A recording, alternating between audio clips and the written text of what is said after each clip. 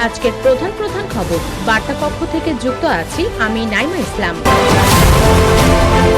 নৌকাতে ফাটল, সাগরে ডুবল অভিবাসন প্রত্যাশীরা। ট্রাম্পের অভিষেক মধ্যাহ্নভোজে অংশ নেবেন না ওবামা, বুশ ও ক্লিন্টন। মহাকাশে নতুন ইতিহাস গড়ল ভারত। ইন্দোনেশিয়ার মাউন্ট ইবুতে অগ্নুৎপাত, ৩,০০০ বাসিন্দাকে সরিয়ে নিল কর্তৃপক্ষ।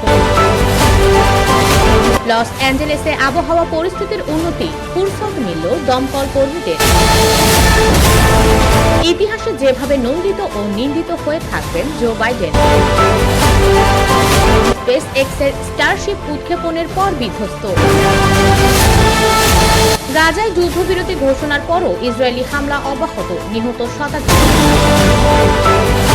পাকিস্তানের সাবেক প্রধানমন্ত্রী ইমরান খানের 14 বছর কারাদণ্ড। বিস্তারিত জানতে ভিজিট করুন usbengal.com।